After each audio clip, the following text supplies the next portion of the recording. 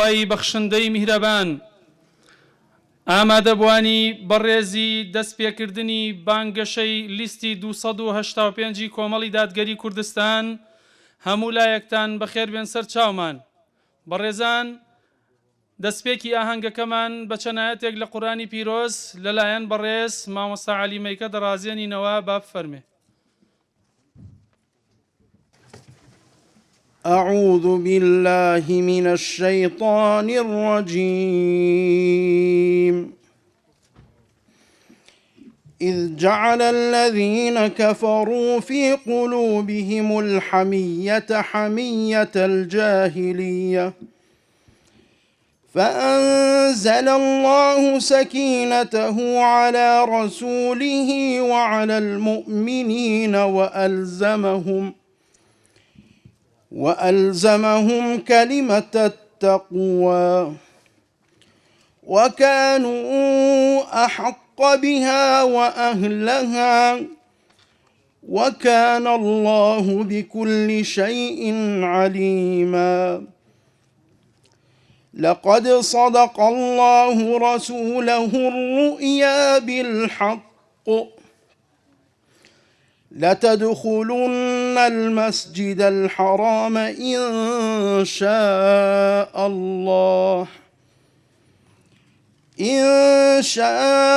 الله آمنين محلقين رؤوسكم ومقصرين لا تخافون فعلم ما لم تعلموا فجعل من دون ذلك فتحا قريبا. هو الذي أرسل رسوله بالهدى ودين الحق ليظهره على الدين كله وكفى بالله شهيدا. عزیزان و خۆشەویستان، وتەی بە خێراتن کاک عەبدوڕەحمان عەبدوڕەحیمەوە پێشکەشەکرێ. با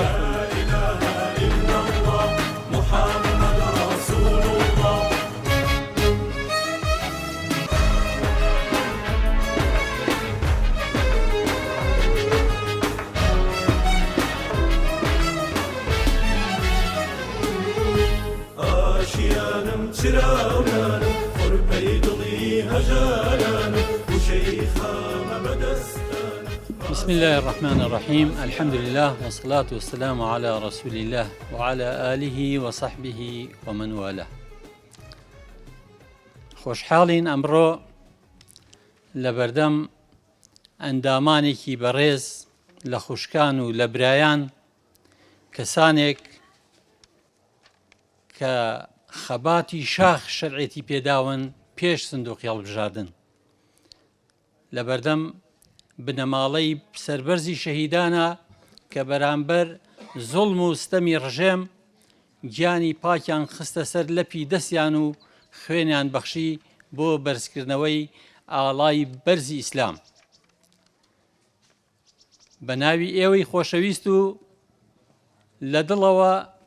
ئەمڕۆ پێشوازیەکەین لە دەستەیەک کاندیدی بەڕێزی کۆمەڵی دادگەری کە تەشریفیان هێناوە بۆ پارێزگای هەڵەبجە،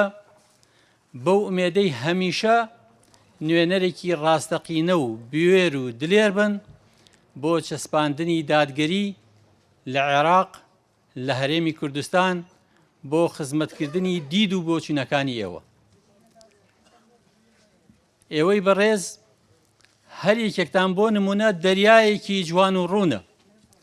ئەتوانێت کاریگەری لەسەر خەڵکانێک لە سنووری مەڵبەند بە شێوە گشتەکەی وە سنووری پارێزگایەک کە پڕیەتی لە داستان و قوربانیدان کاریگەریتان هەبێ لەسەر بەڕووی سووریەوە بە سەربەرزیەوە بانگهێشتکردنی خەڵکی بۆ دەنگدان بە لیستەکەتان، لیستی 285 کۆمەڵی دادگەری، کە ئەوە جێی شەرەف و شانازیە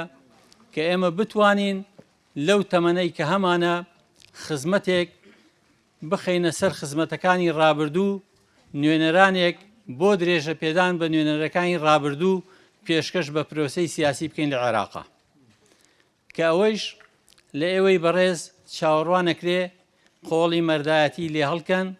چاکی چالاکی لێ بکەن بەلادا، هەر یەکێک بەڕاستی خزمەتەکانی خۆی زیاترکە، شەرمی ناوێ ڕۆژێکە کە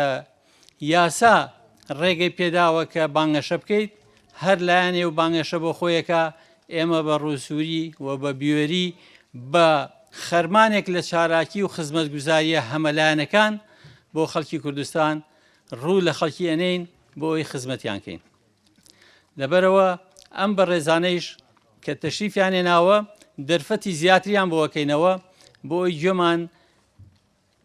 لە پەیام و دیدە قوڵایی ڕیشەداری کاری ڕابردوویان و دیدگایەکی تازە بەڕووی خزمەتکردن لە عێراقێکی نوێدا ئینشاءڵڵا بە چاوی خۆتانەی بینن لە داهاتووە بتوان خزمەتێک زیاتر خەنە سەر خزمەتەکانی خۆیان و لە ماڵەوە دانیشن هەرێکێ بۆ ئێوەی بەڕێز ئاوەتە خواز بخوازێ کە خۆزگەم بە خۆم کە توانیم نوێنەرێکی خۆم دیاری بکەم لە مەجلیسێکی عێراقێکی فراوانە. من وەختی ئێوە ناگرم، دووبارە بە خێراتنی بەڕێزیانەکەین و دەستخۆشی لە ئێوەی خۆشەویست دەکەین و داوا لە هەموو خەڵکی سنوورەکەمان بە شێوەی گشتیەکەین و ئەو لایەنانیشی بەشداری نین لە پرۆسەکە ئێمە بەخۆیان بزانن کە بەشدارین بە تایبەتی برا ئیسلامیەکانمان، لایەنەکان کە بەشداری نین لە پرۆسەکە وا بزانن دەنگدان بە ئێمە دەنگدانە بە خۆیان ئەوەی کە لە دڵی ئەوانایە لە هەگبەی نوێنەرەکانی ئێمەدایە. خوای گەورە سەربەر و سەلامەتتان کە ئینشاءڵڵا هەمووتان بەدڵی خۆش بەورە و باوەڕێکی بەهێزەوە لەم پرۆسەدا لە پشتی خوا و بە ناوی خوا دەست پێەکەین. وەسەلام عەلەیکوم وەڕەحمەت اللهی وبەرەکاتوه. بەڕێزان ئێستش بەڕێزەوە فەرموو لە بەڕێز مامۆستا عومەر گوڵپیەکەین سەرپەرشتیاری بازنەی هەڵبژاردننی پارێزگای هەڵەبجە با فەرمێ بۆ پێشکەشکردنی وتەکەی.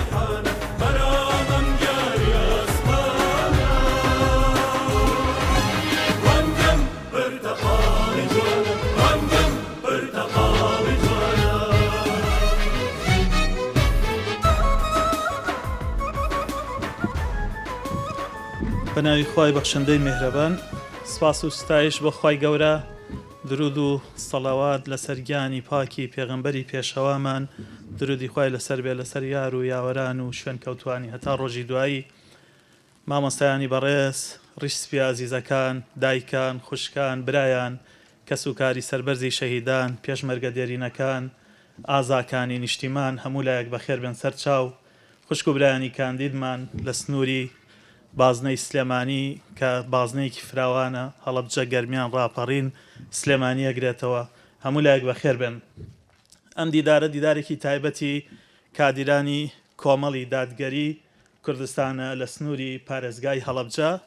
و بەندە دیاری کراوە بە خزمەتکاری کاروبارەکانی هەڵبژاردن لە سنووری ئەم پارێزگایە. پشتیوان بەخوای گەورە سەرەتایی کارێکی گەورە و گرنگ لە سنووری پارێزگای هەڵەبجە دەست پێەکەین کە تەواوکەری کارە گەورە و گرنگەکانی ڕابردووە کە کادری کۆمەڵ، ئەندامی کۆمەڵ، لایەنگری کۆمەڵ دڵسۆزانە و پەرۆشانە و زۆر بە دڵسۆزی بۆ دینەکەی بۆ نیشتیمانەکەی کاری تیا کردووە. پشتیوان بەخوای گەورە ئێمە ئەو کارانە تەواوەکەین. دەستخۆشی زۆر زۆرم بۆ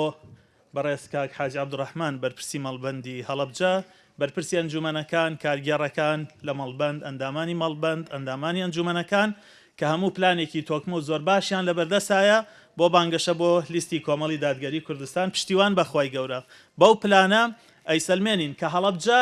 هەمیشە پارێزگاکەی کۆمەڵی دادگەری کوردستانە و ئەگەر کەلێنێکیش لە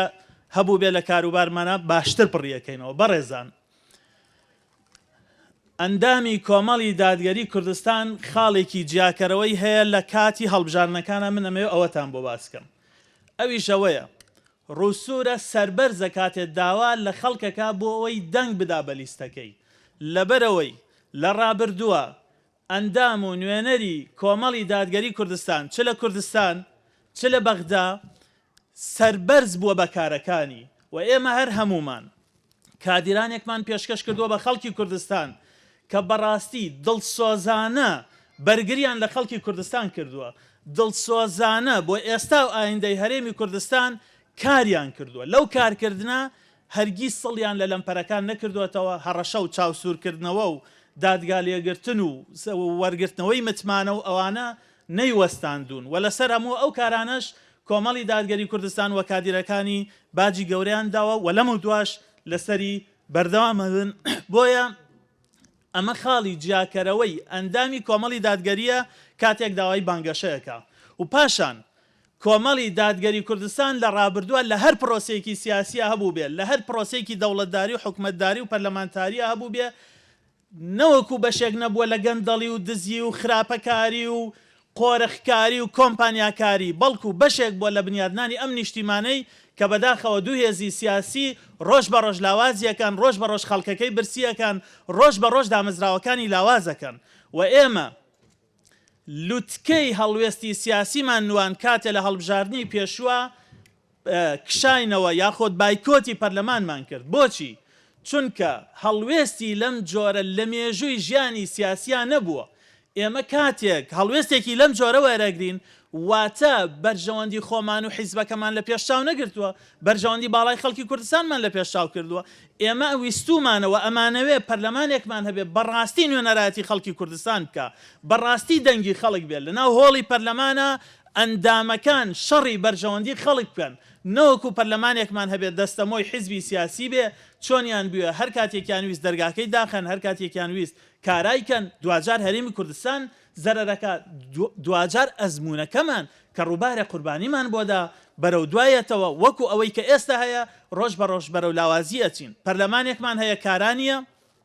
دەرگاکەی داخراوە، حکومەتێکت هەیە 3 دانە ساڵە کاربەڕێکەرە و تەمەنی بەسەر چووە و هیچ شەرعێتێکی یاسایی و قانونی و میلی و شەرعی نەماوە. سەرۆکایەتی هەرێمت بە هەمان شێوە، خەڵکەکەش برسی کراوە لە مانگی داین، هێشتا موچەی مانگی هەشتی وەرنەگرتووە. باسی بێکاری هەر ناکەین، باسی خاڵی بوونەوەی نەخۆشخانەکان ناکەین، باسی خراپی خزمەت گوزاریەکان ناکەین. ئێم دۆخە خراپترینە. ئەم دۆخەوا ئەکات هەر هاوڵاتیەک لە کوردستان هەڵوێستی هەبێ. بەڕێزان، ڕۆژی 11 ئێمە بەرەو هەڵبژارنێکی چارە نووساز و گرنگەچین بۆ هەر حیزبێکی سیاسی. من ئەمە ئەکەمە کۆتایی وتەکەم. ئەویشەوەیە هاوڵاتی نابێ بێدەنگ بێ و بێلایەن بێ لەم بارودۆخەی لە کوردستانە هەیە کە تۆچی بەشداری هەڵبژاردنەکەی لە هەنگاوی یەکەمەوە دەست پێەکەی واتە تۆ لایەنگری کێت لەم وڵاتە. ئەوانەی خێر و خۆشیان بۆ میلەتە ئەوێ، ئەوانەی ئەیانەوێ ڕەوشت و بەها باڵاکان بمێننەوە، ئەوانەی ئەیانەوێ سەروەت و سامانی ئەم میلەتە بۆ ئەم میلەتە بێ، ئەوانەی ئەیانەوێت وڵاتمان هەبێ، سیستممان هەبێ، دامەزراوەمان هەبێ، یاسامان هەبێ، ئەوانەی ئەمانەوێ موچە وەکو مافیەکی یاسایی خەڵک لە کاتی خۆیان سی ڕۆژجارێک بدرێ، ئەوانەی ئەیانەوێت کە کۆتایی بە پاشەکەوت و لێبڕین و ستەم بێت، ئەوانەی ئەیانەوێت گەنجەکانمان ئایندەیان هەبێ لە هەرێمی کوردستانە یاخود بە پێچەوانەوە. یعنی یەکەم ڕۆژی دەنگدان کە دەنگەدەی تۆ ئینتیمای خۆت دیاریەکەی و تەنانەت ئەمە پرسێکی قیامەتیشە. خوایە من لە دنیا پێم وا بوو ئەم هێزە ئیسلامیە بۆ دنیا و بۆ دوا ڕۆژی خەڵک دڵسۆزانە کارەکە، بۆی پشگیریان بوو و پاشان هەنگاو بە هەنگاو تا گۆڕانکاری گەورە. ئێمە ئەزانین هەڵبژاردنەکان لە زۆر حاڵەتە گۆڕانکاری گەورە نەهێنەدی، بەڵام لانی کەم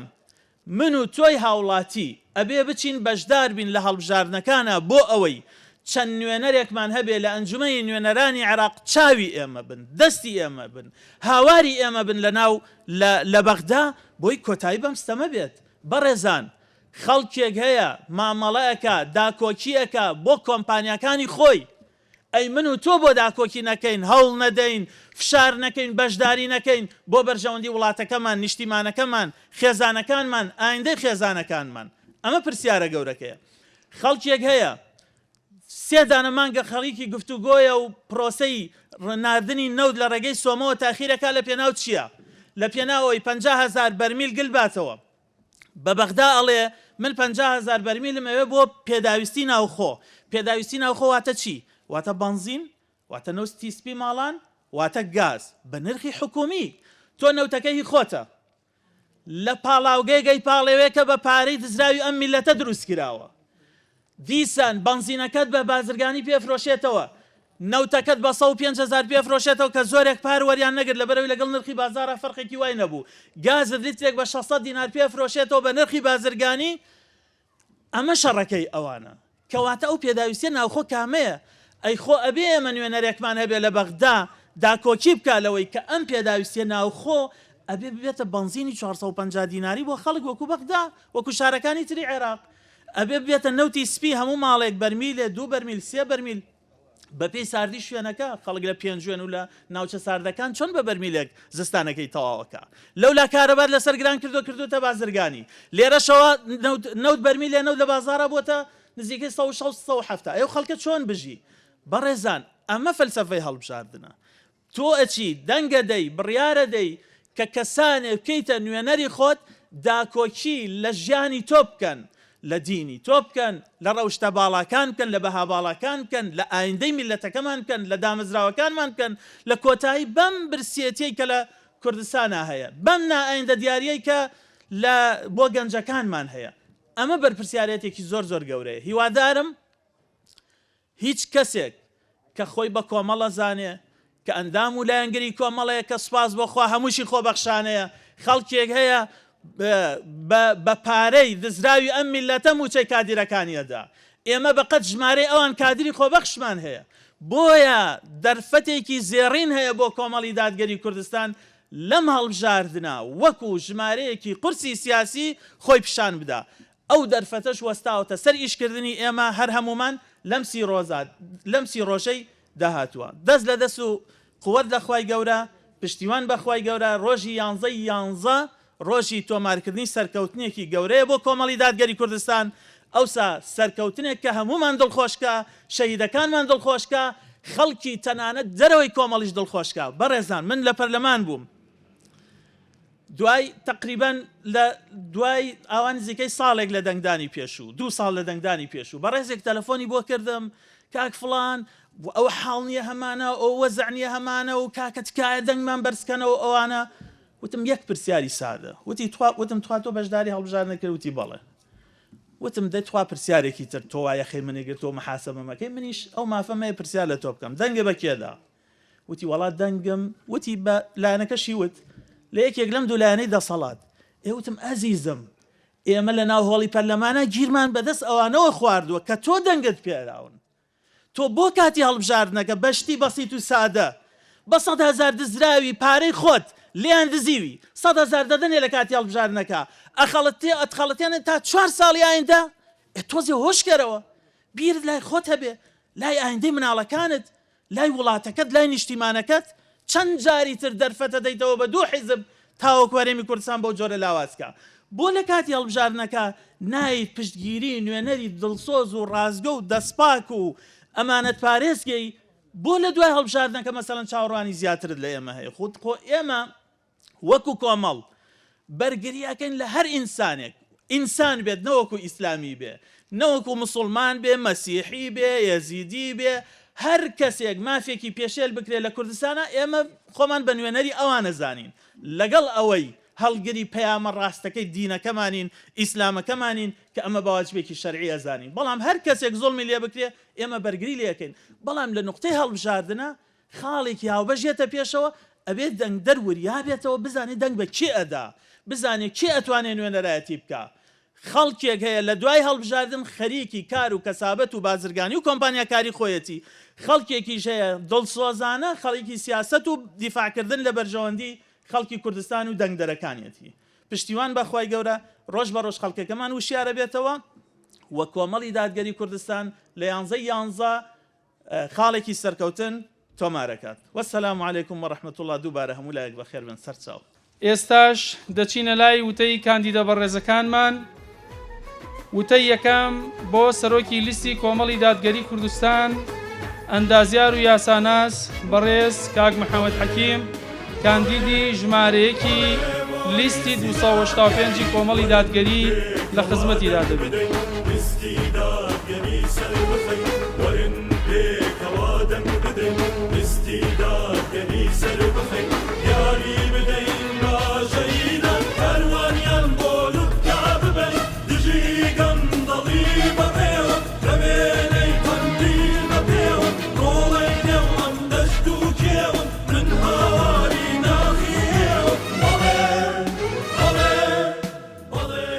بسم الله الله الرحمن الرحيم الحمد لله والصلاة والسلام على رسول الله وعلى آله وصحبه ومن والاه مامۆستایان خوشکان برایان بەرپرس و کارگەڕانی مەڵبەند و ئەنجومەنەکان بە برایان و بە خوشکانەوە کادر و ئەندامانی کۆمەڵی دادگەری ئەسەلام عەلەیکم وەڕەحمەت الله وبەرەکاتوه خۆشحاڵین ئەمڕۆ لەگەڵ هاوڕێیانمان کاندیدانی لیستی کۆمەڵی دادگەری لە خزمەتتان داین و لێرەوە ڕایگەیەنین و داوا بکەین لە جەماوەری دانیشتووی پارێزگای هەڵەبجە کە بەداخەوە لە دابەشکردنی بازنەکانی هەڵبژاردنیشە دیسان ستەمێک لە هەڵەبجە کراوە کە دەبوو بازنەی تایبەتی خۆی هەبێ نەک بخرێتە سەر بازنەی سلێمانی. کۆمەڵی دادگەری کوردستان بەردەوام داکۆکی کردووە لە مافی خەڵکی ئەم ناوچەیە. من وەکو شایەتیەک بەردەوام کاک عەبدوڕەحمان و برایانی مەڵبەند و برایانی پێشتریش کە لێرە بوون لەو لیژنە و لەو هەوڵانە بوون کە هەوڵە درا بۆ بە پارێزگاربوونی ئەم ناوچەیە ئەم شارە کە قوربانی گەورەی داوە. 34 ساڵە دەسەڵاتی کوردی نەیتوانیوە حەقی ئەم ناوچەیە بداتەوە. بە ناوی کەسوکار و بە ناوی کارەساتی کیمیابارانەوە زۆر سوودمەند بووە، زۆر پشتیوانی دەستکەوتووە، بەڵام نەیتوانیوە قەرەبوو و قەرزی ئەم خەڵکە بداتەوە. ئێمە وەکو کۆمەڵی دادگەری کوردستان بەڵێ نەدەین کە چووینە بەغدا وەکو پێشتر چۆن برایانمان لە بەغدا لە هەموو خولەکانە یەکێ لەو ناوچانەی هەوڵیانداوە خزمەتی بۆ پێ بکەن و پارەیەک لەوێ بە پێ یاسا و ڕێنمایەکان ببڕن وەکو هەندێک پرۆژە بۆ ئەم شاریان بێبەش نەکردو و ڕۆڵیان هەبووە و دائیمەن داکۆکی کارێکی سەرەکی بوون لە ناو پەرلەمانی بەغدا کە دیفاع لەم ناوچانە بکەین. لەمە دوا زیاتر ئەکرێ بۆ چکە دۆسیەی دارایی هەموو کوردستان وایسە لە بەغدایە وا لە بەغدایە و دەبێت نوێنەرانی بە تایبەت ئێمە کە بگەین ئینشاءڵڵا هەموو داکۆکیەک لە مافی خەڵک دەکەین بە تایبەت پارێزگای هەڵەبجە و هەورامان و سیروان و هەموو ناوچەکانی دەور و بەری. خوشک و برایانی کۆمەڵ، ئێمە دەکرێت جێگلەی بین و کەسیشمان بێ هەڵەو کەم و کورتی نییە، بەڵام تکاکەم نابێ کۆمەڵ باجی هەڵی ئێمەمانان بدا، تۆڵە لە کۆمەڵ نەکرێتەوە. ئەگەر هەر خوشک و برایەک گلەیەک ڕەخنەیەکیەیە تکایە لە هەڵبژاردنەکان سزای کۆمەڵ نەدا. کۆمەڵ جیاوازە لە کەسەکان. ئەگەر کۆمەڵ نەبێ ئەو ئازادیەی کە خوشک و برایانی موسڵمان هەیانە ئیسلامیەکان هەیانە بە تایبەت ئەوانەمان کە پاشخانێکی چەکداری بانەیە لە کوردستانە نابێ. من بە ئەزمموی 20 ساڵ 25 ساڵ کاری پەیوەندیەکانەوەتان پێڵم، واللهی هەر ئاماژەیەکە بێ بۆ گۆڕانکاری بەرامبەر بە خەڵکی کۆمەڵی دادگەری، بەرامبەر بە دام و دەستگا خێرخوازی و تەندروستەکانی کۆمەڵ و تەربەیەکانی کۆمەڵ و بانگەوازەکانی کۆمەڵ پێزانم و ئاگام لێتی وەش زانم. ئێمە تا هەبین ڕۆژێک بانگەوازی ئیسلامی سەرپۆشی خوشکەکانمان لە کوردستانە بە چەک پاراستووە. ئێستا ڕۆژەکەی ئەوەیە لە کوردستانە بە پەرلەمان بە بوونمان لە پەرلەمان بیپارێزین. ئێمە بۆ خۆمان ناچینە پەرلەمان و هیچ لایەنێک وەکو کۆمەڵ مامەڵەی پارەی لەگەڵ پەرلەمانتارەکانیان نەکردووە. ئێمە بۆ ئەچین کە ئەو پەرژینە بێزکەین کە کاری داعوە و خێرخوازی و خرێخراوەیی و تەنزیمی کۆمەڵ پێی ئەپارێزرێ. خوشک و برایان، ئێمە نابێ خوێنی شەهیدەکانمان هەوڵ و ماندووبوونی پێشمەرگەکانمان پێشمەرگە دێرینەکانی پێش ڕاپەڕین و پێشمەرگەکانی دوای ڕاپەڕین ئەوانەی بە ڕیشی بە گەنجێتیەوە و هاتوونە ناو کاروانەوە و دوای بە ڕیشی سپیەوە و ئێستا تێیدا هەر ئەجەنگن و تێ ئەکۆشن. ئەگەر هەندێک گلەیش ڕەخنەی لابەلایش هەبێ کەم و کورتیەک لە قیادەی کۆمەڵی دادگەری هەبێ ئەبێ کادر و ئەندامان بمان بورن دەست بە دەست قوت لەخوا لەم هەڵبژاردنە با لیستی کۆمەڵی دادگەری 285 سەرخەین گرنگەوەیە کۆمەڵ سەرکەوێ خوشک و برایان کە لە بەغدا دابڕێن کە ئینشاڵا دانابڕێن هەموو دەنگ هەموو زۆربەی ڕاپرسەکانەوەی کە کۆمەڵ ئەم جارە سەرەکەوێ پشت بەخوا پشتیوان بەخوا سەرەکەوین لەم هەڵبژاردنە بەڵام دوای فەزلی خوا دوای ڕەحمی خوا هیمەتی ئێوەیەوێ دەرگا بە دەرگا ماڵ بە ماڵ ئێمە سەربەرزین داوای دەنگێک لە خەڵکی کوردستانەکەین لەکوێ مافی خەڵکە بوو بێ کۆمەڵ نەبووە لەکوێ دین پاراستنی ویستووە و دیفاعی ویستووە کۆمەڵ نەیکردووە لەم دوایە ئیهانەی حجاب کرا یەکێ لەو لایەنانەی هاتە جواو کێ بوو کۆمەڵی دادگەری بوو لەگەڵ برایانێکی ئیسلامی تر ئێمە کاچینە بە دڵنیاییەوە کاچینە بەغدا واللهی زۆر جار هەندێک دۆسیەی غەیرە کۆمەڵ دێتە لامان ئێمە وەکو کۆمەڵ دیفاعی لەکەین ئایا بەیانی یەکێ لەم برایانەتان ئەو خوشکەتان لە بەغدا بێ یەکێ لەو ئیسلامیانە کارێکێ بێ کە ئێستا لیستی نییە ئایا دیفاعی لێ ناکەین وەختێک ئێمە کارکتەرێکی گەورەی ئەم کوردستانە هەیە کە بانخوازێکە من مەسئولی ئاسایش تەلەفۆنی بۆ کردوتی کۆمەڵە وتم شارنازی یەکەمەوە کۆمەڵ بێ و هەموو دیفاعێکی لێەکەین مە دیفاع لە خەڵکی ئیسلامیەکەین ئێمە بۆ ئیسلام و مسلمانە ئێمە بۆ مافی خەڵکە چین ئەو ستەمەی لە خەڵکە کرێ تۆ بڕوانە ئەم کوردستانە ئێستا 200,000 خانەوادە پێویستی بە هاوکاریە 200,000 خانەوادە پێویستی بە هاوکاری کۆمەڵایەتیە لە بەغدا بۆ بەغدا حکومەتی بەغدا بۆ خەڵکەکەی عێراق فراهەمی کردووە بەڵام لە کوردستان لە 2016 بڕاوە و زۆر داواکاری تر ئێوە زانن بێکاری کە پشکی گەورەی بەر ناوچەکەتانەکەوێ لە کوردستان زیاترە وەکو لە عێراق ئێمە بۆ ئەوەی شەنگاوەنین بۆ ئەوەش کارەکەین وەوێ ڕای و خاڵانەی کە برای بەڕێزم مامۆستا عومەر باسی کرد ئەو 50,000 بەرمیل نەوتە پێتان دراوە بۆی نرخی بەنزین دابەزێ بۆی نرخی نەوت دابەزێ کوا دابەزیوە نەخێردانە بەزیوە هەڵەبجە و خوورماڵ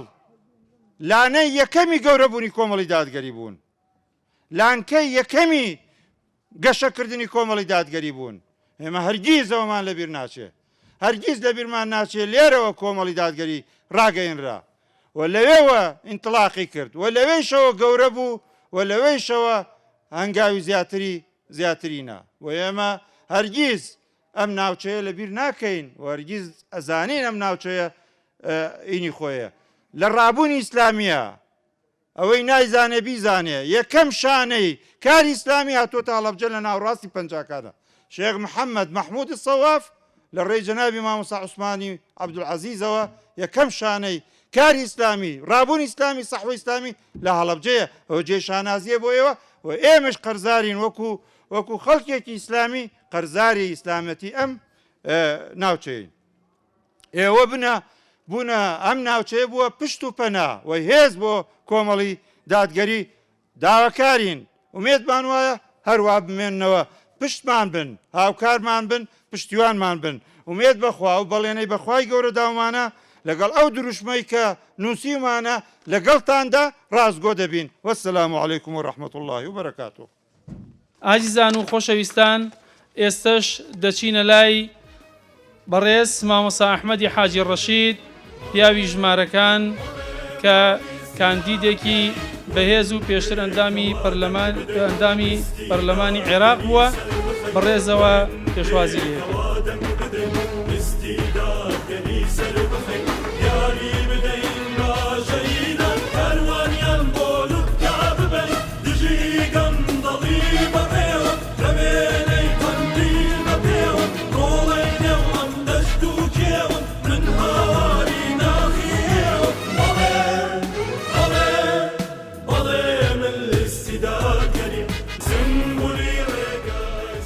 بسم الله والحمد لله والصلاة والسلام على رسول الله. ڕەنگە چاوەڕێەوە بکەن کاتتان زۆر بگرم بەڵام ئەڵێم سوپاس بۆ تۆ خوا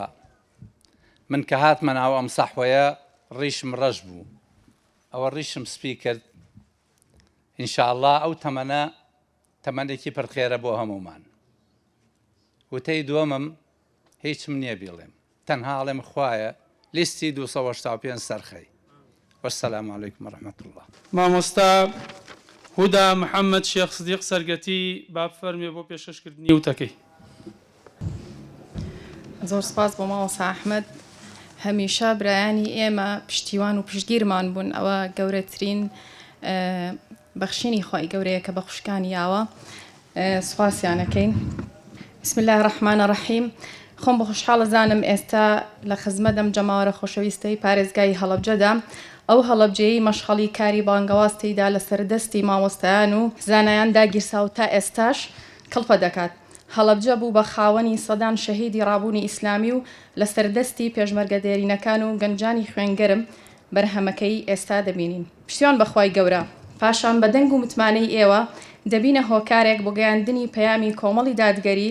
لە ئەنجومەنی نوێنەرانی عێراق کە لە بەرنامەی کاری کۆمەڵدا خۆی دەبینێتەوە کە هەڵقوڵاوی شەریعەتە و خزمەتی دین و ژینی خەڵکی دەکات. ئەو متمانەی کۆمەڵی دادگەری داوێتی بە ئێمە کاندیدی کردوین وێڕای ئەوەی ئەرکێکی حزبیە شانازێکی گەورەشە بۆمان بۆیە لە خۆمان ڕادەبینین ئەو بەرپرسیارەتە لە ئەستۆ بگرین و لەگەڵ خوشکان و برایانی دیکەماندا ئەو پەڕیتوانامان دەخەینە گەڕ وەک ڕابردوو لەگەڵتان ڕازگۆ بووین و بۆ ئایندەش بەردەوامی پێ بدەین. خەڵکی کوردستان بەگشتی و هەڵەبجە و هەورامانات بە تایبەتی کوشتەی دەستی ستەم و پشتگوێخستنی دەسەڵاتی خۆسەپێن بوون، بۆیە ئێمە بە پشتیوانی خوای گەورە دەبینە دەنگتان و بەرگری لە مافەکانتان دەکەین تا چیدی ئەو ستەمە بەردەوام نبێت. لیستێک کە ڕووی لە مانگە چێ پەنجەکانی ئەستێرەیە،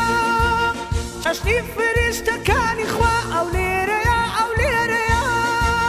لیستێک کە ڕووی لە مانگە چێ پەنجەکانی ئەستێرەیە، چەشنی فریشتەکانی خوا ئەو لێرەیە ئەو لێرەیە. ئەو سنگی لە ئاسمانە چێ لێوان لێو بووە لە گەرمی، بەدەمازاری برێوە ڕاستی ڕازگۆیی لێ ئەتکێ. ئەو سنگی لە ئاسمانە چێ لێوان لێو بووە لە گەرمی، بەدەمازاری برێوە ڕاستی ڕازگۆیی لێ ئەتکێ. بەدەمازاری دوێنێوە ڕاستی ڕازگۆیی لێ